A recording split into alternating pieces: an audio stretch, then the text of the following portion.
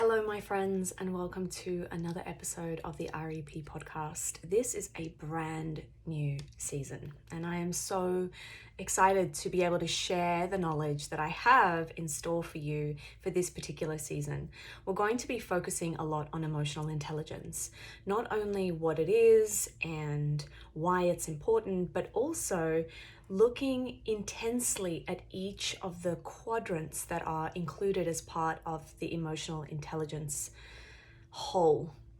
And my intention with this series is to support you to increase your emotional intelligence so that you can go out into the world and develop amazing relationships and find success in every single endeavor that you choose. Emotional intelligence for me is the cornerstone of most of the work that I do with my clients. And I wanted to be able to give this information in its theoretical form to those of you who are not able to work with me right now, so that you can start the process of understanding what emotional intelligence is, and perhaps even glean some really useful tools from this series that you can use for the rest of your life. So with that in mind, let's get into session 1.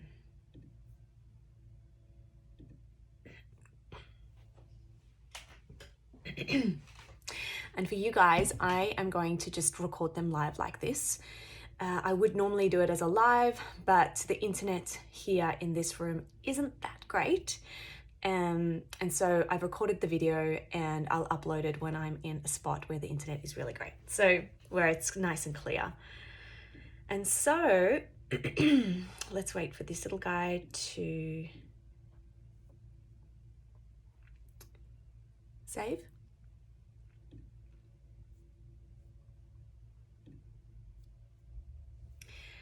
Why is emotional intelligence so important, and what exactly is it?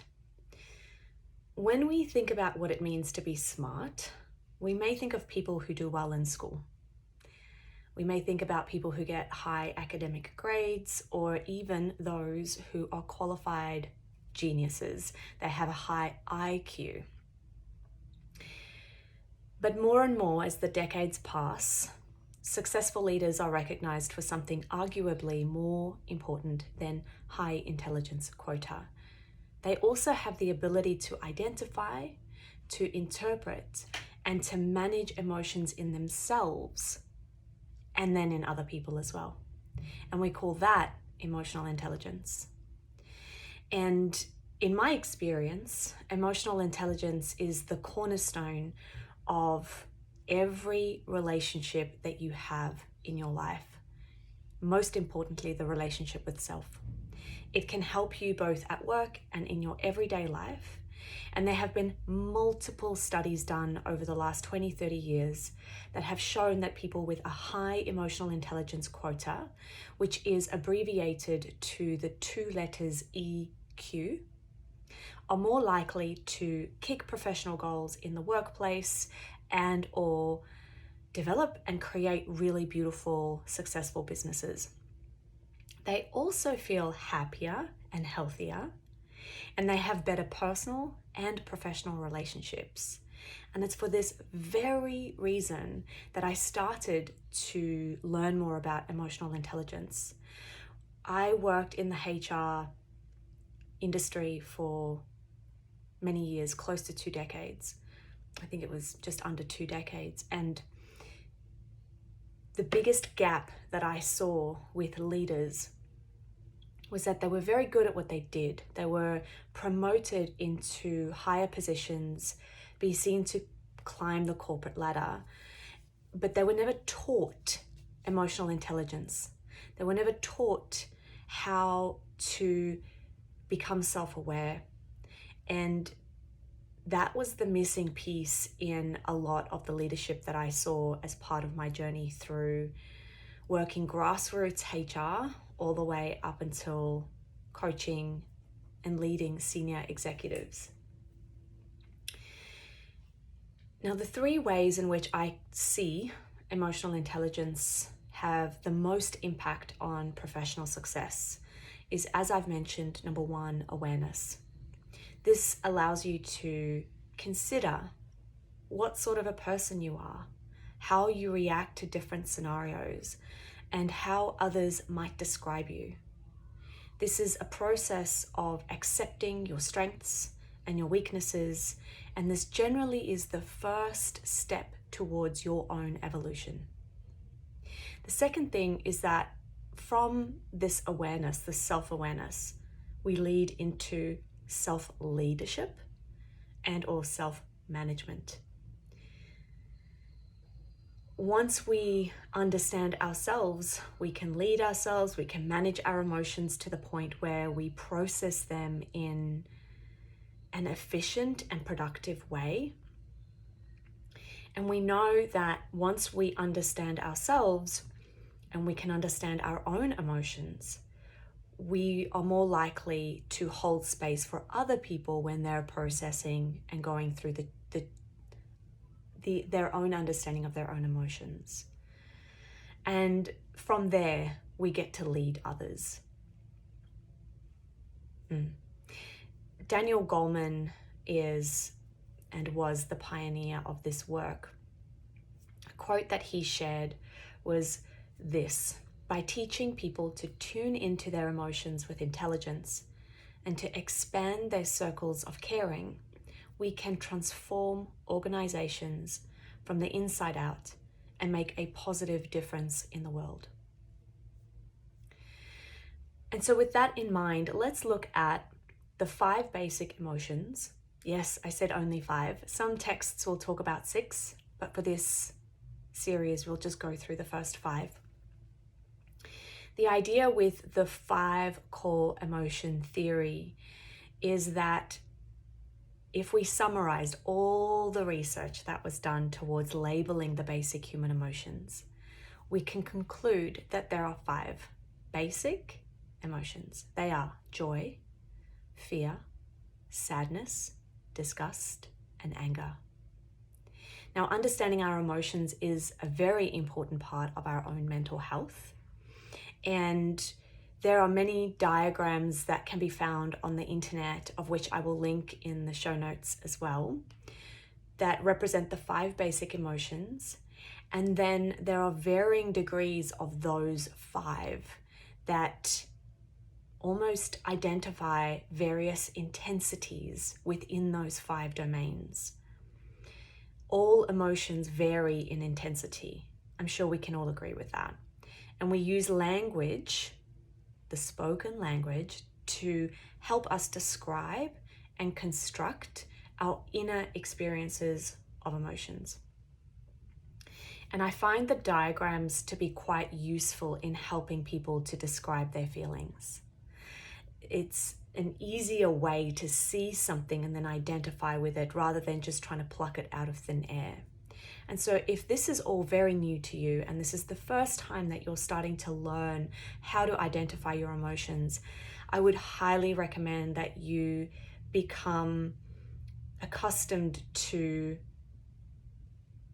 working with these sorts of tools, these diagrams or these cheat sheets, as you may want to call them, just to help you get past the barriers to understanding your own emotions. Now, we know that emotions have a physiological component and that each emotion is experienced differently within the body. Being able to describe your emotions or even just to name them, that provides us with the capacity to understand ourselves and our reactions. It's really important that through this work, we learn how to reflect. And in a lot of the work that I've been teaching for however long, the first thing I always suggest to my clients is that they find time in the day for stillness, for reflection, for contemplation, and or meditation and prayer. It just depends on what it is that you're looking for within your stillness practice. But the main point of doing this is so that you, as an individual, can learn what it means to reflect, what it means to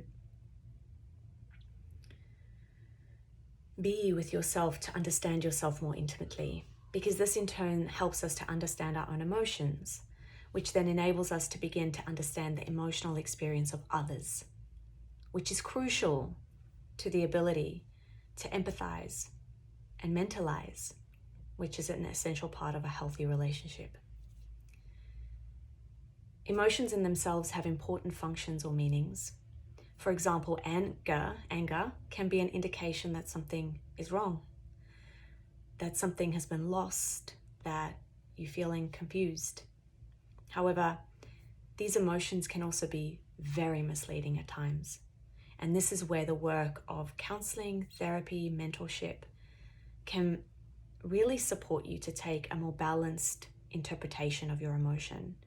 I always say there's the emotion that you think is there, and then there's the layer below that emotion, and then there's the real reason. There's the real emotion underneath that. And my job as a mentor, as an emotions mentor, is to help you get from the surface level, and we dig at least 2 layers down to support the excavation of what's really in there, what's really going on beneath the surface. It's important to mention as well that every one of us will experience emotions very differently. And so regardless of how you might name your emotion, it's really important and useful to understand that they are on a continuum and they have a physiological component, which is to say that they're felt in the body. And there's a lot of incredible work that was done by Candace Pert, of which I'll also link in the show notes, that shows that the emotions that we experience that are stimulated through neurochemicals in the brain make their way chemically into the body. And if we don't process those emotions in an effective way, if we don't feel them and allow them to pass through us, they lodge themselves within our tissues, which in time can cause the manifestation of dis-ease or even disease. But for now, let's start talking about triggers and emotional hijackings. This word trigger has been used so much in the personal development world. And I've heard a lot of people say that they don't like the word trigger, that because it's been overused, it is a trigger for them. But we're going to use it in this because it's a term used amongst emotional intelligence professionals. Now, emotional hijackings is also something that's used. Sometimes people can call it an amygdala hijacking. And this is moments in your life where your emotions control your behavior and you react without thinking. This can manifest as one of 3 things. And you've probably heard this before: fight, take flight, freeze, or fright. Yeah, fear. The fight, flight, freeze response, it's generally 3, is how the body responds to perceived threats. It is an involuntary reaction, and it involves a number of physiological changes that help someone prepare. What are they preparing for? Well, in fight, that's pretty self-explanatory. That's to fight or take action to eliminate danger. Yeah. Flee, which is that escaping danger. It involves escaping. And freeze is really when you become immobile, you freeze. The names are pretty self-explanatory. You get what we're saying. So some tips on how to combat flight, fight, or freeze. Yeah. Firstly, use your breath. Take a deep breath in. Hold the breath and then breathe the breath out for as long as you can. very, very long exhalation. It is pertinent that you practice this when you are not upset. And the reason is because when you're in a state of emotional hijacking, like I said, it's involuntary. And what you're doing when you're practicing breath, or when you're meditating, or when you're calming the nervous system, whether that's through a yoga practice or whatever it is, you're teaching your nervous system to respond in a different way. There's a lot to be said about these ancient practices that have been westernized. Westernized? Is that a word? It is now. And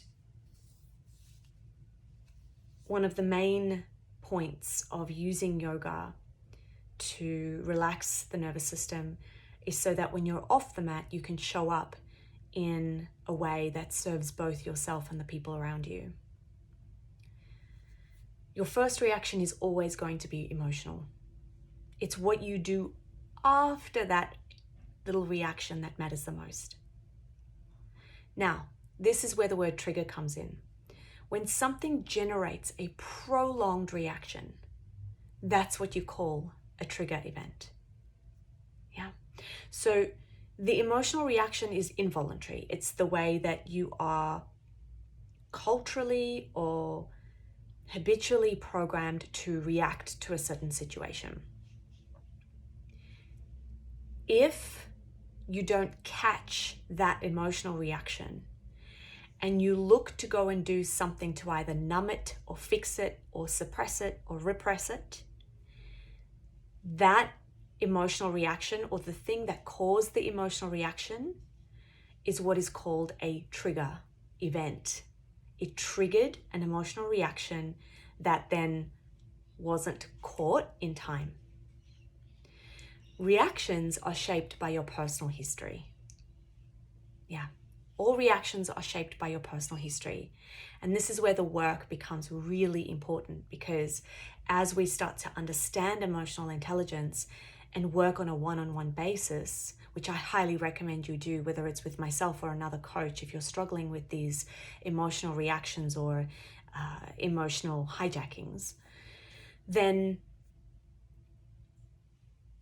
it's very difficult for you to see what is actually going on underneath the surface, because you are being taken away by an involuntary action and you don't really know what's caused it until you take the time to learn a little bit more about yourself. In the next episode, we're going to talk about the 4 quadrants. We're going to look at what they are, and we're going to talk a little bit about the examples that would see you in good stead of one of those quadrants, or that which may be a little bit lacking. And so I really do hope that you join me for the next session as we delve into emotional intelligence. Bye for now.